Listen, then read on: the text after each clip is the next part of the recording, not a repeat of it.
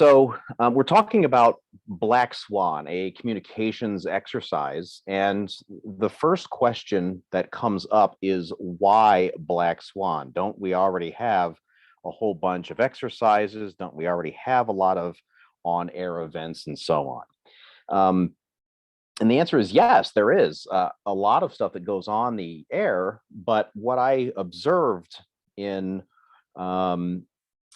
just kind of coming to radio relatively recently is that I saw a lot of activity, but I wasn't seeing a lot of productivity, a lot of people doing the same thing over and over again, lots of stuff where there would be not much more than an equipment check. Even during some things that were supposed to be big, like SET, I would see in some places, somebody would go to an EOC station, set things up, start running, conclude that the bands stink, and let's go get a hot dog. We're done.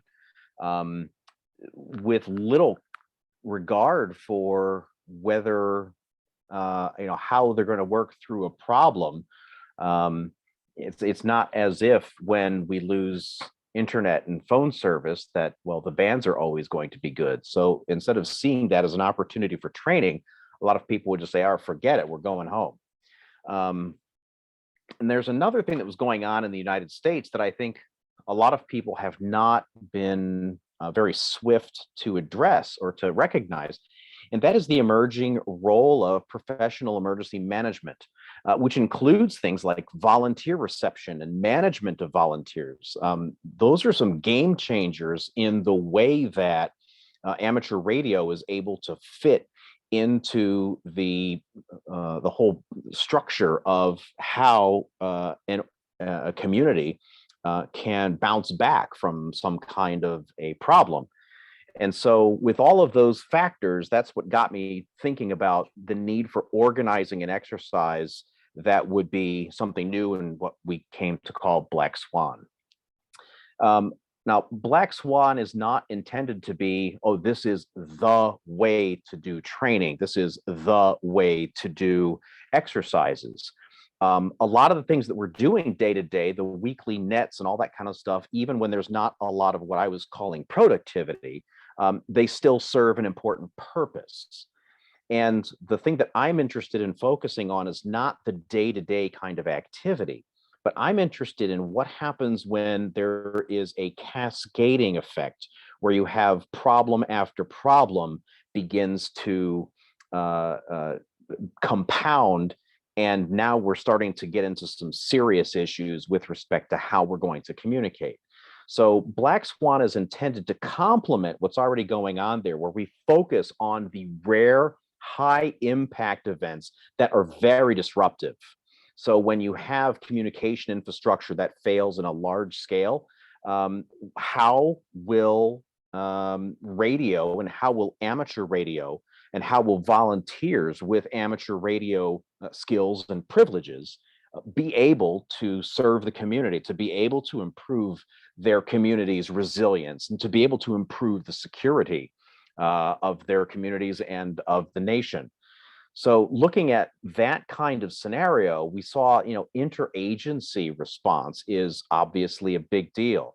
The need for being able to work with agencies, to work with non-government organizations, auxiliaries, and then to make sure that in Black Swan, our exercise play is meant to be realistic, not something that we think should happen or something that we hope would happen, but what would happen given what information we have available, given what has happened in recent times and observations that we can make.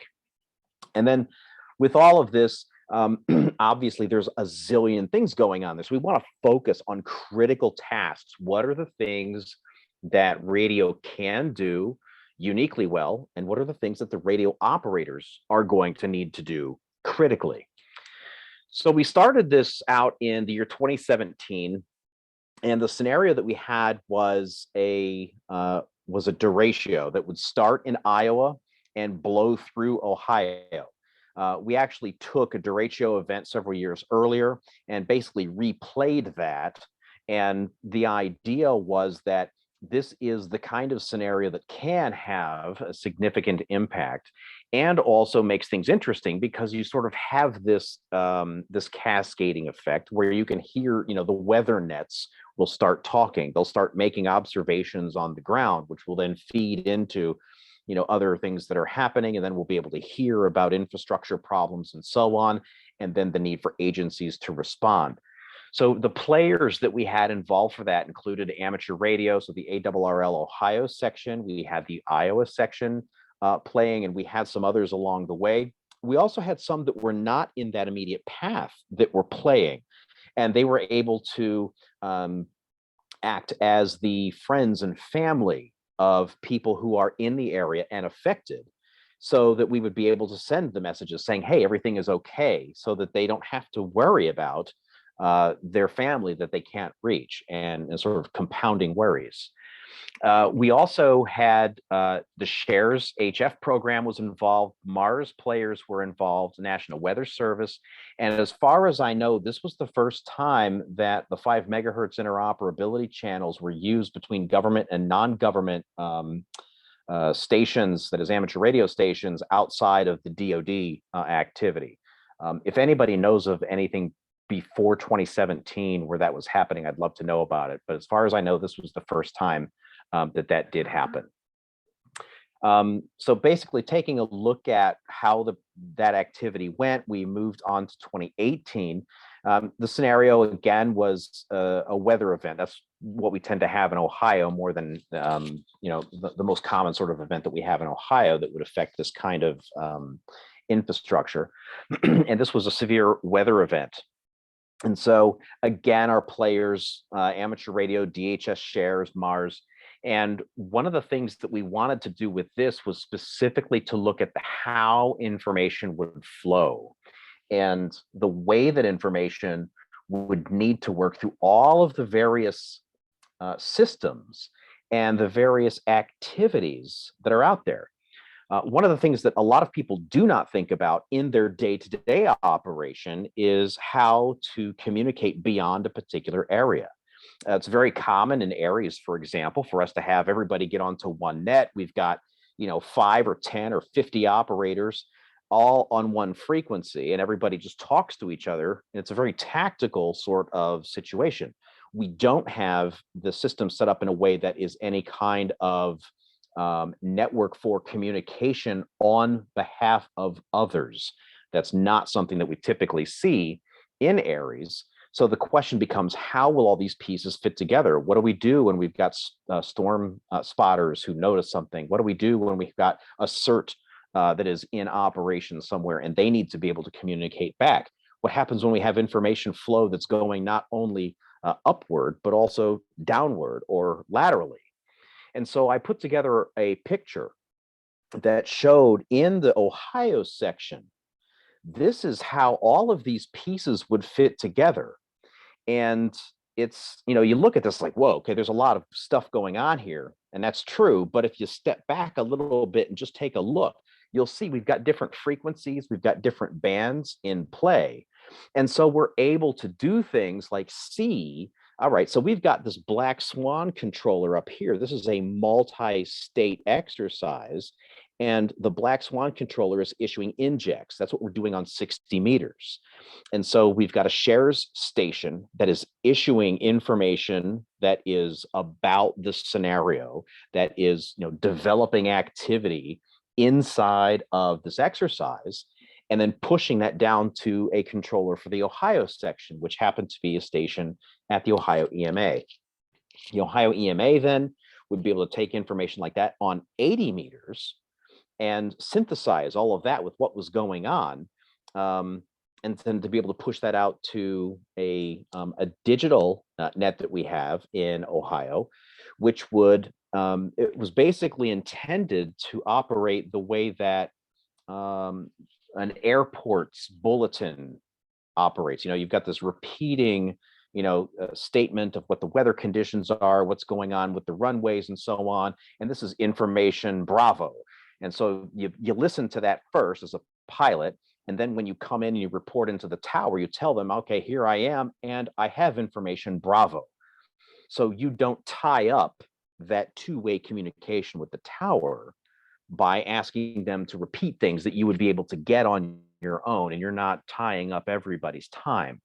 And so that was a big part of what we were trying to do there, so that when we would have our counties report into the net to communicate back up with the Ohio section and the state of Ohio's EOC, they could report into the net and say, I have information, bravo. And that way we wouldn't have a lot of this back and forth and tying things up on a net where there would be a lot of stations. Ohio has 88 counties. So we don't want to have so much going on that nobody can get through and actually get a message into the state EOC. And you can see how the other parts show the counties and how the counties are going to be generating reports and how they're going to send things back. The idea was that we were going to keep that sort of tactical communication chatter, if you will, with the Ohio EOC, so that where there is something where there's sort of tasking or something like that, that can take place there. On the other hand, where there is a structured report, here's the activity that's happening in the county, here's the situation with our flooding, here's the situation with our roads open, and so on, that those would be formatted written messages which would go into the county report, which could then be pushed into the local traffic nets, which would allow for that information to flow through the traffic system, and that would be able to get into the W8 SGT station. You'll notice in here the W8 SGT station has inputs on VHF from the Central Ohio Traffic Net, as well as inputs on HF. Obviously, on VHF, we can move more messages faster. And so the idea was that we would have the traffic nets taking this in from all of these different sources, and then it's coming down to Central Ohio Traffic Net, where we've got the Central Ohio is where the Ohio EMA is. And so we've got a VHF circuit there, so we could just burp the traffic through much more quickly than we would be able to send it via HF. And of course, with COTN, of course, we have to pick that up by HF from the other traffic nets, but we can parallelize it. We could have 8 operators picking it up on 8 different channels, and that's how we're going to be able to get all those pieces to come in.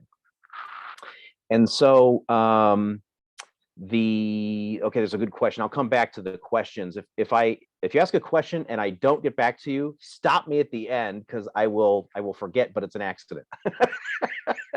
But it's a great question. We'll talk about that.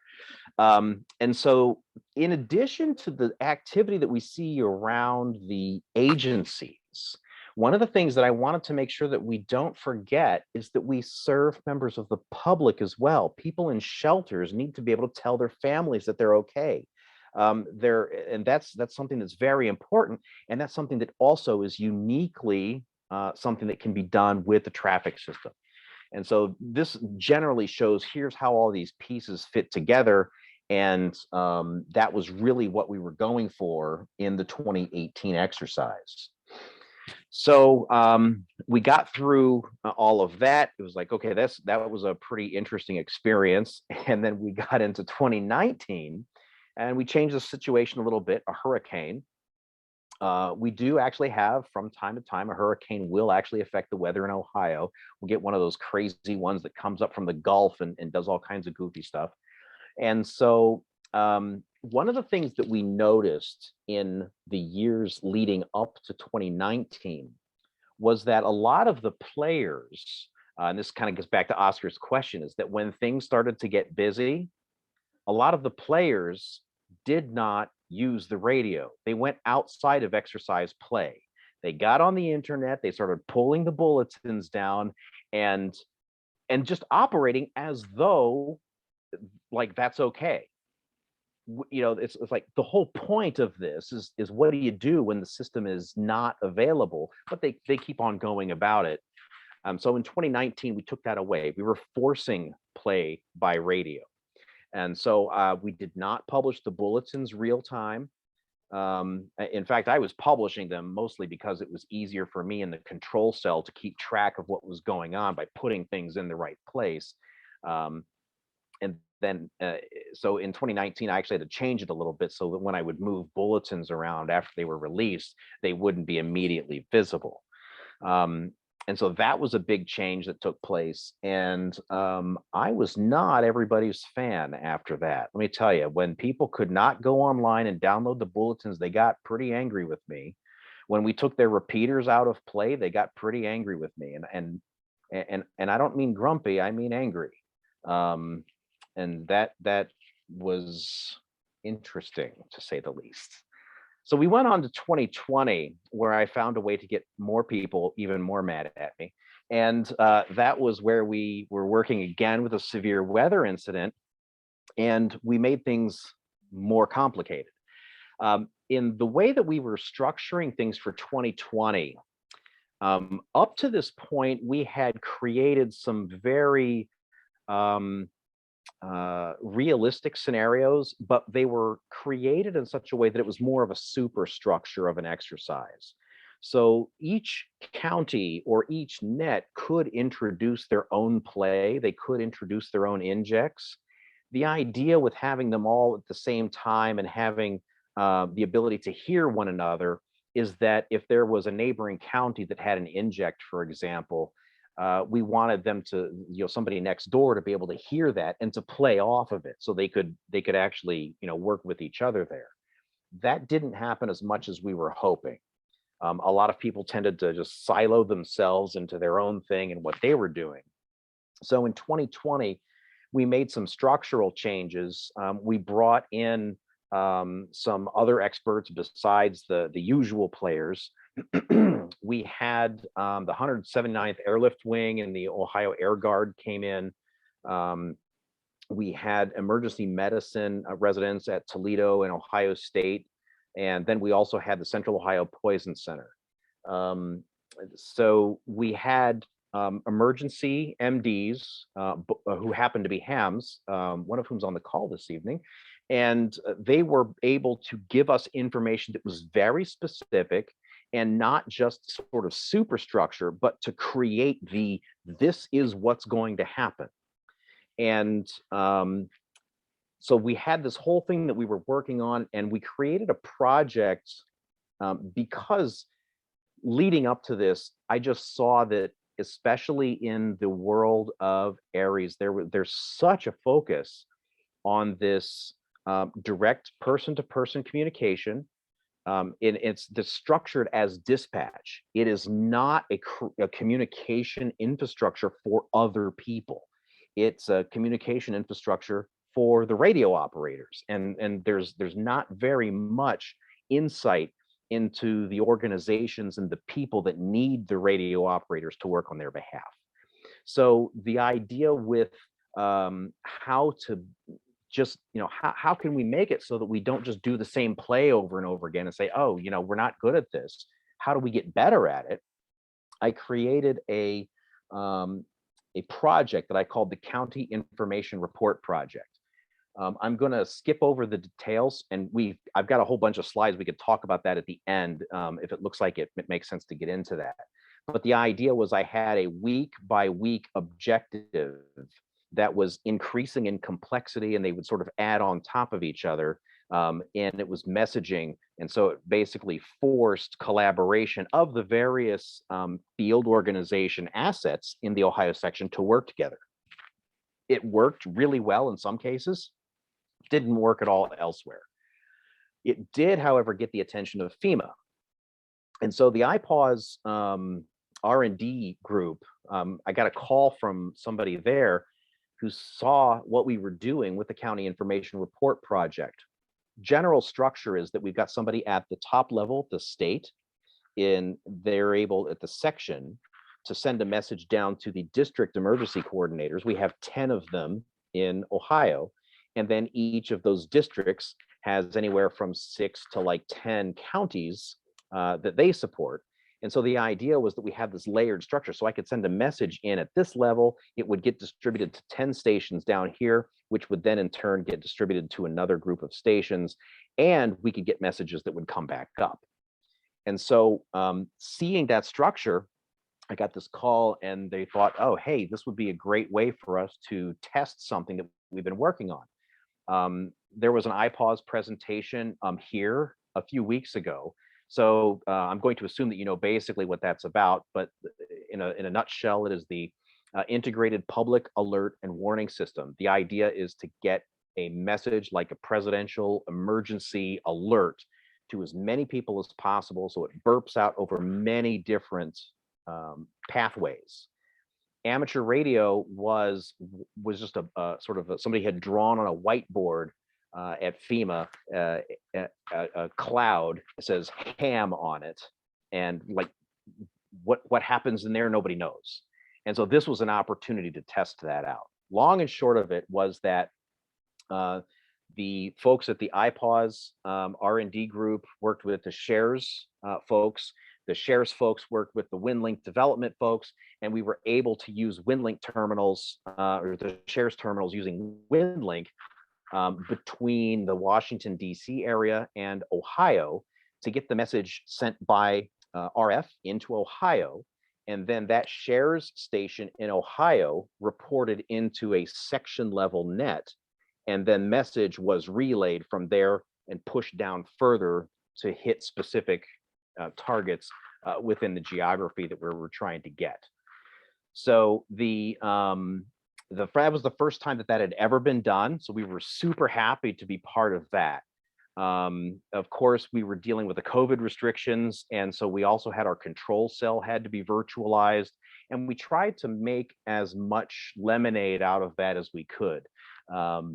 And so we had things like videos that the stations would be able to go to be able to hear things like medical terminology from a nurse, from a doctor, and to be able to originate messages without, sort of goofing them up, or at least to be able to see how it was working.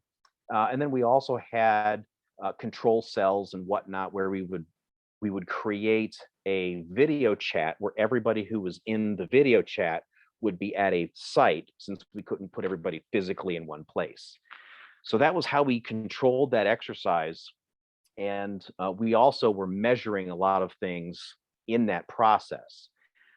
There's one thing that is, I want to show, just this is going to run for a couple of minutes. It sort of jumps into the middle of a video. But in the process of trying to figure out how to deal with this problem, we recognized that the model of nets that we had with people generally working by stick, using a pen and paper to move messages around wasn't going to work. In particular, when we're talking about something like iPause, we're moving these common alert protocol messages around. That's data.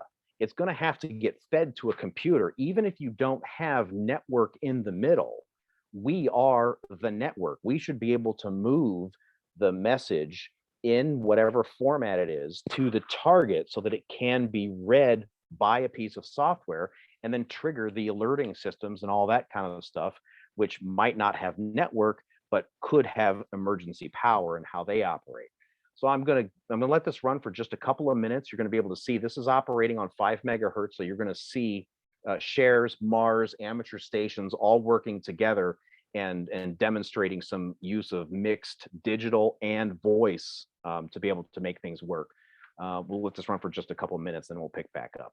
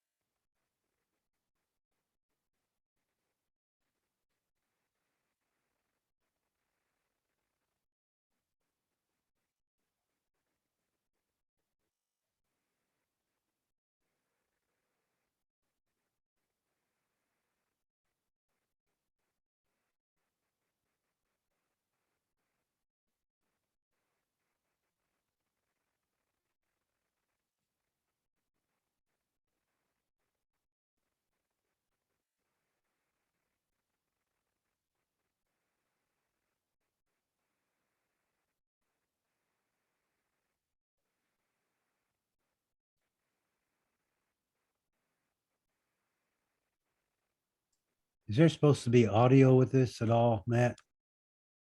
Are you not hearing audio? Nothing, nothing at all. Well, that makes it a lot less exciting. Sorry about that. It's supposed to be doing audio. All right. So basically, I will when the deck comes out, you'll get a link that goes to this. This is a YouTube video. In fact, if you look for it on YouTube, BuckeyeNet Mixed Interop, KD8TTE episode 030. So what you're hearing, what you'll hear on that video is it's on 5 megahertz. So you're going to hear all the usual HF stuff. It's been only 2 years, but I forgot how bad it was on HF 2 years ago. So it was a great time for us to try to develop some of this stuff. Basically what this is showing is that we've got Mars stations entering an amateur net. We've got share stations entering an amateur net. And then the way that the amateur operator handles it is really quite interesting and does the prioritization and takes care of the government stuff before calling for stations without traffic and so on. The point is that it is an operating mode that was envisioned by virtue of thinking about what happens when you have cascading failure. And as a consequence, when we actually tested what happens when we invite some of these other services into the system, it was able to work reasonably well. So that was pretty cool. All right, so we were looking at how all of this stuff works. And one of the things that we really wanted to see was, what does our performance actually look like in practice? And so what we saw in the exercise was that originating third-party messages from members of the public, the traditional, NTS radiogram, and the operator sitting there at a shelter sending the message to Aunt Maud that they're okay, that went without challenge. We had various things with some challenges in dealing with coordination with some of the agencies, being able to originate third-party traffic for agencies, being able to relay some of that traffic. Some of those things were difficult, and there were major challenges in some, 4 of these areas specifically. So clearly what we were seeing is that when put under stress, there were some serious challenges. Good news is we did not have any of the objectives that failed to be achieved. They were achieved, not necessarily within the parameters that we wanted, not necessarily within the time frame that we wanted, but they were able to get the tasks taken care of. So that was important because it showed that there's capability, but viability of the system became a significant question. There was something else that had come up in the after action reporting, and that is the response that we got from some of the amateurs, especially those in areas where they had not trained. I was keeping track of all, when I was doing this county information report project, I was giving objectives down to the counties. And so they had to do stuff and send me messages back. Obviously, I know who's participating and who's not participating. The areas where people were not participating, they had the biggest problems. And they were also the ones that had the most, the strongest comments for the exercise coordinators. And some of them were quite hostile. Some of the very hostile things were also just completely bananas. There was, that we had a couple of people that were saying things like the scenario that we had was totally unrealistic, that you would never move a message around like this. You would never move a patient from one place to another like that. Now, I didn't make that up. We actually had an emergency MD is the one who cooked up the scenario. The way that the messaging was going to go around about toxicology was the medical director of the toxicology center for about 2/3 of the state of Ohio. So they know how these things work. Obviously, this is what they do. And so for the amateurs to stand there with their radio and say, no, that's not the way that it would really work, is totally unacceptable. That is just unsatisfactory. And so if we are going to be able to move beyond the science experiment, the capability, and move to the point where we are going to be built into plans and have any hope of being able to deliver on the promise of greater resilience and greater security for our communities, we have to achieve viability. And so we've got work to do to be able to get there. So for 2021, we decided to take the advice of some of the people that were responding and say, look, this is just too complicated. So let's scale it back. So we did focus much more strongly on some of the fundamental messaging tasks. And we also separated what we were doing from the Ohio section ARES and NTS SET. So we were running at the same time, but we didn't operate in such a way that we were specifically trying to encourage people to use the Black Swan scenario as their SET. And many of them didn't, which worked nicely for us because we were trying to focus and make it a smaller exercise. We had some development projects along the way. The Weather Alert project, I've just released a video on that. It's a large project all into itself. We'll skip over that for the most part. There was one that we had called New Yorker, which was about some sort of various messaging scenarios, and it was a very tight kind of exercise. Asynchronous collaboration was one where we worked over a period of weeks where we had several events that would come up, and we were doing things like using WinLink and Packet BBS, basically store and forward type messaging systems, to give some warning that it is likely that something is going to happen, so that people would know, oh, I should be turning my HF radio on at this time. This is when we are expecting to spin nets up, and so on. We did some training, and again, we used the virtual control cell concept for 2021. So our performance for 2021, again, we had smaller number of objectives, but we did much better in terms of how we were able to get things done. The only major difficulty that we had was in the correct origination of radio messages. Again, when we were working with some of the agency kinds of things that were a little bit more complicated, we just had a lot of the operators were struggling with how to use the forms properly, how to understand what one precedence means by comparison to another. How do I make those choices?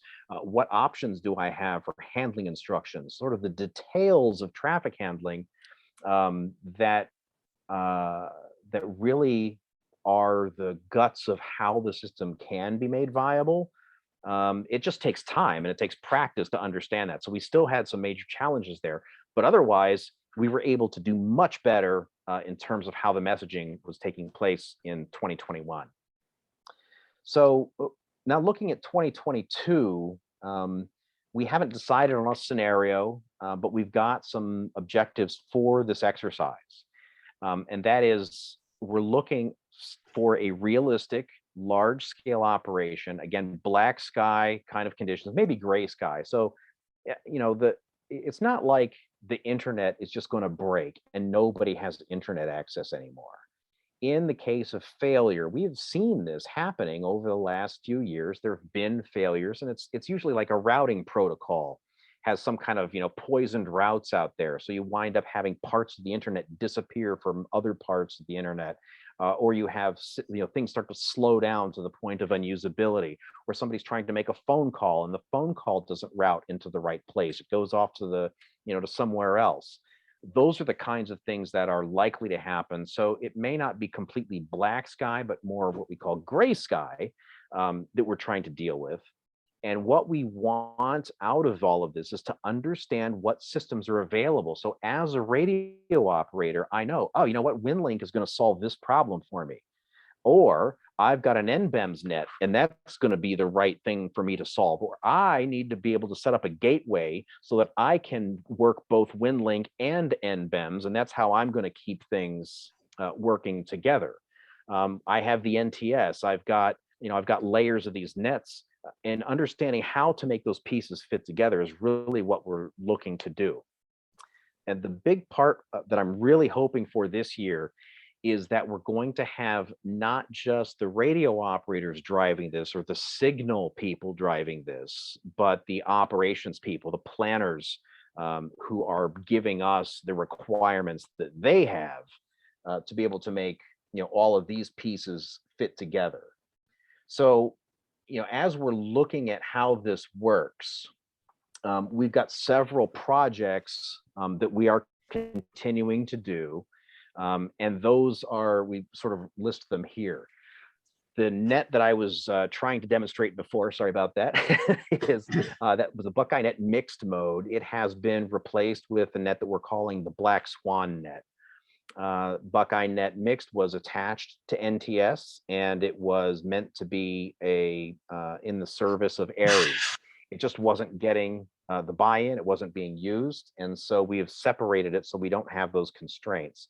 We still will gateway for any of them. We're happy to take the the traffic. We're happy to work with anybody, but we are not working within the constraints that would be placed on us by virtue of association with Aries and NTS. There's also a weekly newsletter that I have called QSP. It is sourced and distributed by radio. So if you've got Packet BBS or WinLink, this is a good way that you can send articles in and then get a copy of a newsletter back. The idea here is that it is a way that we're able to establish regular communication.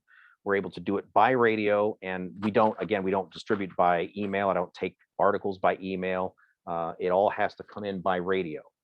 And then we do distribution back out via radio. So we can actually take articles coming in even by NTS radiogram, but we'll distribute out with NBEMs on the Black Swan net. We'll send out via packet BBS if there's a route for that, and then also by WinLink. The weather alert project I mentioned before, this is basically a project that we've got running where we're grabbing alert data from the National Weather Service. Right now, we're doing that for 11 states. We take a look at the CAP message that comes back, the Common Alert Protocol format message, and we examine it to determine things like what kind of urgency it has, what kind of severity it has, and so on. And then we use that to structure the radio message so we set the precedence in the right way. We read what the target area is, and when we create the radio message in such a way that it's going to target the right counties and so on. And this gets back to Oscar's question about what happens when things get very busy. This has been super helpful for that, because when we've got a big storm system blowing through and we have tornadoes dropping all over the state, those circuits get super busy. And so being able to recognize how to have the kinds of bandwidth needed to support all of that, and how to work with messages of various priority and what it means when you've got a tornado warning. You can't wait for the next net to get spun up before you send a tornado warning out, right? How do you handle if you've got a big message of immediate priority or of immediate precedence, but then you've got a tornado that comes out as flash? The operator has to know what to do in that case, which is, in that case, it would be to stop your transmission for immediate and send your flash message. So there's stuff like that we just work through and help people to understand how that works. And the operators get to be quite good at it. It's very encouraging to see how it works. We do have an internet email list, QTC, where we talk about messaging topics. I've got my YouTube radio channel here, and we encourage people to participate in Mars. We do presentations to agencies directly. So as we are looking at how to develop Black Swan 22, we're not just talking to the Aries groups, I'm talking to agencies directly.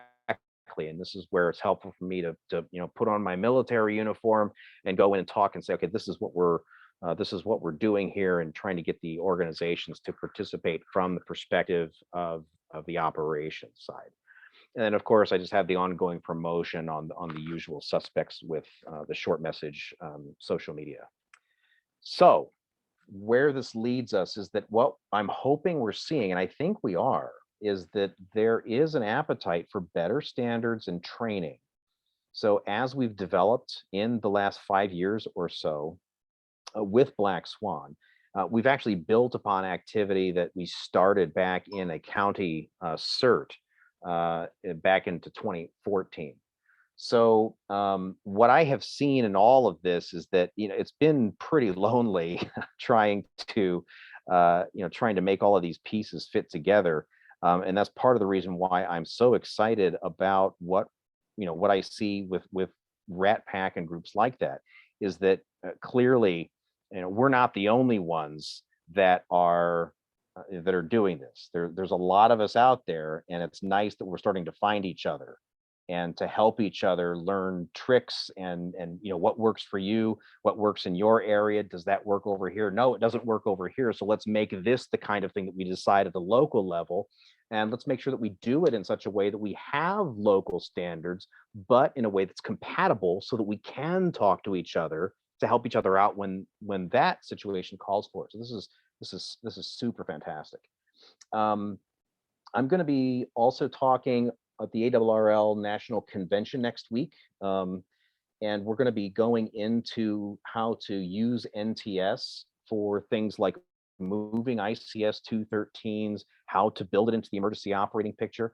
Again, not to force everything to go through one particular path, but to show that depending on the problem in front of you, you can choose the proper tool for it. Taking an FL message and not, and filling something out inside of there like a 213 and just blasting it to another station is great when everybody can talk directly to one another. But if you've got to relay that through some other station, things start getting complicated pretty quickly. If the circuits get clogged and you have to start prioritizing what's going to go in front of what, you have to understand things like message precedence and how to handle that. And those are just not things that you get out of the naked 213. So there's a lot of stuff going on there, and a lot of people are thinking about this. So one of the things that we're thinking about is how can we make this exercise work? Maybe it's a framework. We go back to that kind of model where in different sections we have similar, compatible, complementary needs, and we can create some sort of meta scenario, if you will, like this big storm system that we've got blowing through the continental US right now. It's affecting, we were talking about this before, right? Tennessee's getting rain. I've got an inch of ice over everything outside of my place in Ohio. And elsewhere in Ohio, we've got flooding happening right now. So, how we can create those kinds of structures that will allow local participation to work realistically with their own agencies, with their own NGOs, to be able to have the realistic training experience, and also to have a target for training so they can build their way up to it, not just be dropped in the middle of a disaster and say, here you go, good luck. So that's the presentation that I've got prepared. I have slides that might deal with some of the other details if there are questions about like the county information report project or what we did with IPAWS or any of that stuff. But let me just jump to the chat real quick. See, do we have any other questions we should address? Oh, Oscar, did I address your question about the what happens about the chaos and so on? I don't want to keep your presentation. Probably we need to have a phone call conversation, things like that. Okay, cool. This what you just mentioned, and I'm sorry to interrupt everybody. It is extremely important, and these drills may be so important for every state and region to know how to handle the parallel problems. Yeah, so one of the things that you might want to look at, and I'm super happy to talk with you offline, is take a look at the Weather Alert Project, because that's the one where, with the National Weather Service, we have 5 different forecast offices that cover the state of Ohio. And I also discovered by watching this that the Storm Prediction Center in Norman, Oklahoma also issues alerts for Ohio. So I had some people, yelling at me, telling me that, I'm insane trying to no need things go far about that alert that came from Norman, Oklahoma. We're not going to get that on 2 meters in Ohio. So we discovered some really interesting things. But the point is that in there, we actually measure round trip times. So you can see when things get really busy and we've got all five offices issuing all these alerts. You can actually see how many of them are making it within their quality of service metrics. Some days it works really impressively, and some days it doesn't. We have work to do still. Matthew, could you drop your share screen? Where you're sharing? Yeah. There we go. All right. You've got any questions, you can put them in chat or raise your hand. If you raise your hand is very simply done at the bottom of your Zoom screen. You've got it over to the far right-hand side. Bottom is reactions, and you got a place to raise your hand, and you got a place to lower your hand. The same thing. Oh, I see. There's a couple of questions still in chat. We'll deal with those real quick.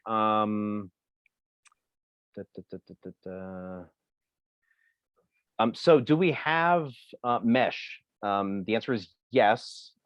I have not built it into the scenario though. And the reason for that is because I'm dealing with sort of the large scale and I'm not micromanaging what happens at the local.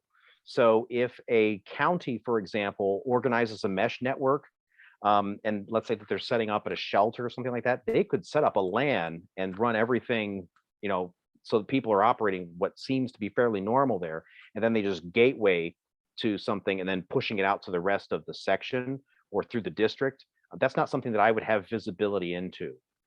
And I do know that we do have some places around the state that are using mesh networks like that. And some of them have done some pretty crazy stuff, like they would set cars up, along the highway so that they would have repeaters along there and they could, move video back and forth and fun stuff like that. Another thing about, what do we do to encourage operators to want to grow into these areas? That is a great question. And the answer is, I don't, I'm not trying to do that anymore. I'm showing this is what you can do. If you get excited about it, then come and play. And if you don't, then I'm not going to try and talk you into being excited.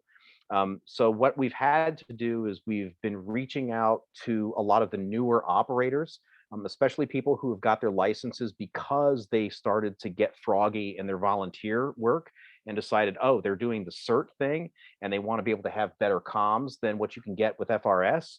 So, those are the people that we've started to make sure that they see it. And if they get excited, then that's kind of how we're sort of building it. So if somebody just wants to move NTS radiograms for welfare traffic and stuff, and they're happy with that, and they're not excited about the rest of the stuff, it's fine because there's a place for that. Somebody who wants to do the ride along or the sidecar kind of operation areas, like if that's what they want to do and that's all they're excited about, then fine. We just have to recognize what the capabilities of each of those things is. What I'm mostly interested in is making the parts fit together. So whatever somebody's doing, it is coordinated. And we do have some people that they just decide this is what they're going to do, and they don't want to coordinate, they don't want to play, and I just don't deal with them. If you're not willing to operate in a way that's coordinated with other people, you're just not going to get a call. Your emergency manager's not going to work with you. So that's just kind of the MO that I've got. Brett's got a hand up. He certainly does. Brett? There we are. Thanks, Dan. I think a great presentation. Thank you. I just wanted to ask you, like where I live, I'm right in the southern part of Ontario, and I noticed that in your map you have Ohio and Michigan that you're connected with. Is there some way we could connect, because we're sort of in the same weather program? Is there a way of us connecting with you and Michigan to maybe support your challenge? Yes. Make things better to connect with Michigan. Yeah. So I think the series that you were looking at was where we had Ohio lit up and also Michigan and West Virginia. Yes. And that was the structure of the NTS. So Ohio is part of the 8th region. The 8th region is part of the Eastern area. And I can't remember if Ontario is actually in the Eastern area or if it might actually be in the Central area. So that's the structure of NTS. Okay. So there is a way to do that. There are also independent traffic circuits. So like the CW circuits that move radiograms. We do have Ontario stations that are in on the morning independent nets, the hit and bounce net. That said, that's for day-to-day operation. If we're talking about an emergency or we're talking about a disaster situation, then our nets need to be configurable so that they will match the need on the ground. So yeah, if you want to work with Black Swan 22 in planning or control, something like that, that we'll find a way that we're able to, have neighbors helping one another out. And so that will, we'll just have to have the scenario in such a way that it includes, that as part of the footprint. And then we'll just make it so that as that stuff is happening, we'll make the nets will get formed up and configured in such a way that they'll support that operational need. Okay, I appreciate that. Thanks so much. Thanks, Dan. Thank you. Anybody else? We're wide open for some questions here. If I knew how to talk like an auctioneer, I would try to auction off this time. But yeah, going once, going twice. Are there any comments out there? Yes. I think we should talk with Matthew and all the people related to emergency communication, try to make a series out of it. There's a lot of data to be covered and condition. And also my recommendation, my personal feeling is that we should try to involve everybody into this kind of drill to be participating, even regional, but then we can train the trainers to make these kind of things. And because there are so many small groups that they need this kind of training that we need to be able to take that information to them locally in every actually state or county. So what your suggestion, Oscar, is that through RATPAC, we put together a series, something like we did with some of the other stuff, try to pull all this together. How would you feel about that, Matthew? Oh, absolutely. Yes. I've actually got some things that I'm working on. So I've been putting videos together that present some of this kind of stuff. The videos are they're actually an experiment. I'm trying to see what things resonate with people, where I'm diving too much into details, I'm losing attention, the right balance for how to present things and to layer it on. And then I am in Ohio, again, putting my agency hat on, organizing some standards so that, okay, yeah, you know what the league's standards are and so on. So that's very nice. You've taken the Oxcom class, so you know structurally how stuff works, but technically and operationally, what standards are we going to be using? So we're trying to set that in Ohio. And so I've got some stuff that's sketched out. So I would really love to be able to have people be able to look at that and say, okay, this does work, this doesn't work, or this does scale, or this doesn't apply for me. And that might give us some idea of how to organize things. So maybe we could do something like create layers, like a level 1 means that you've got these skills, basically a task book. And so the task book shows this is what you're able to do. So we have sort of a, what areas should be, where we have a standard that means something that people can recognize and so on. If it's RATPAC that does it, that would be fantastic. I don't really care who does it. I just want it to get done. Okay, when I think of amateur radios involved in areas and so forth, I see it on different levels. At the local county level, city levels and stuff like that, they play one role. And usually on a day-to-day basis, it's not a disaster, but they take care of parades and all kinds of stuff. And there's eyes and ears for the law enforcement and weather people, things like that. When it goes into a national disaster or larger disaster scale, it goes into a different mode that goes all the way up into the state and federal levels. And that's a different part of it. Some of those guys at the lower level don't want to play with the upper level. So I'd like to see a setup where we can address all those different levels. Is that what you're referring to? So the levels that I was talking about had to do with the levels of skill. So basically like a level 1 task book, a level 2 task book. I think that you're talking about structurally local versus a section versus, you know, an area or something. And but I agree with that too. is that there needs to be both. And again, I mean, you know, my view is NTS should be that for the purpose of messaging. But there is sort of operationally, what do we do? One of the biggest things that we've learned, I think, in Black Swan is that as we have seen Aries working, it is not a command and control kind of kind of organization. Even the ability to call in help and have some, you know, good understanding of what kind of force you're going to get, what kinds of skill you're going to get, the ability to interoperate is still dicey.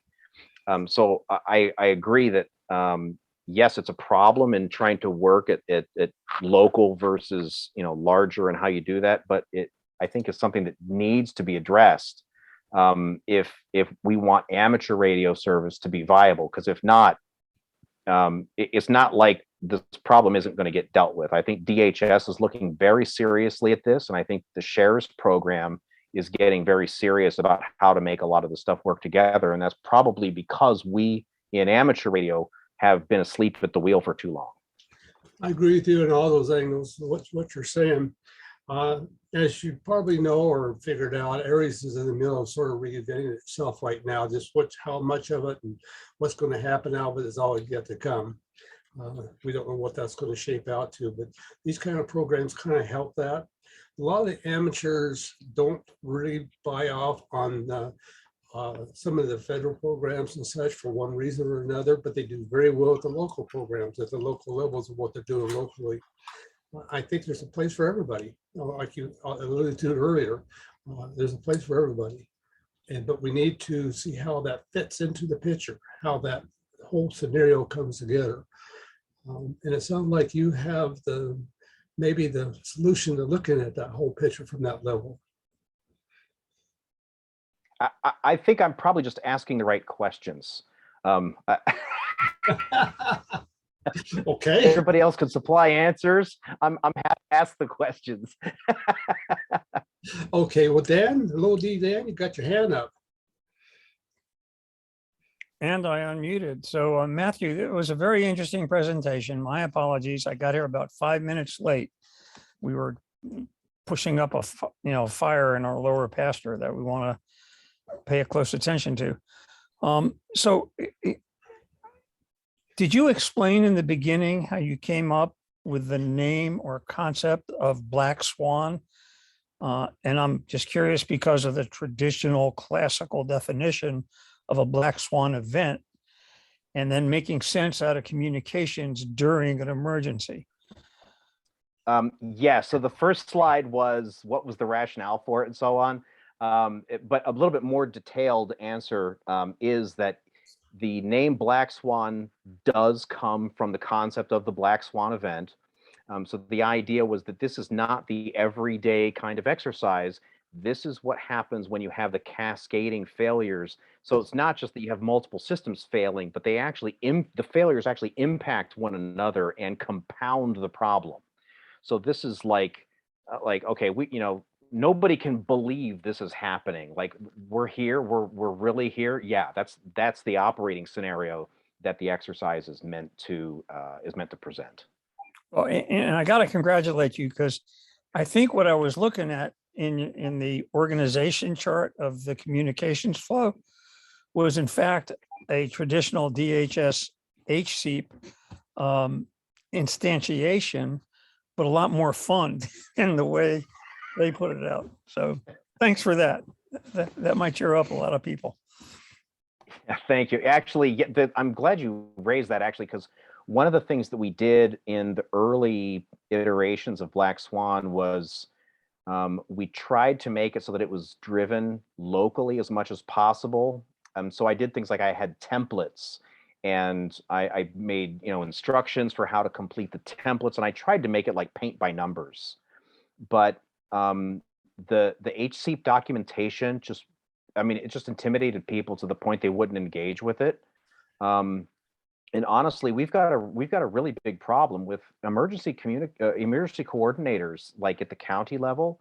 Some of them, even when I boiled stuff down to you know, a concept of operations style document, you know, the thing would be like, it would lay everything out, how the whole thing works. Here's your, you know, the paragraph on coordination instructions. Here's how to talk, blah, blah, blah.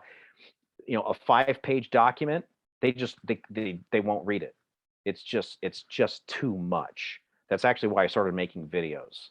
And that's an enormous problem, but probably not one that we're going to fix by playing with the scenario. So what I ended up doing was I've made it more and more about getting radio operators and recognizing that even our ECs just want to play radio.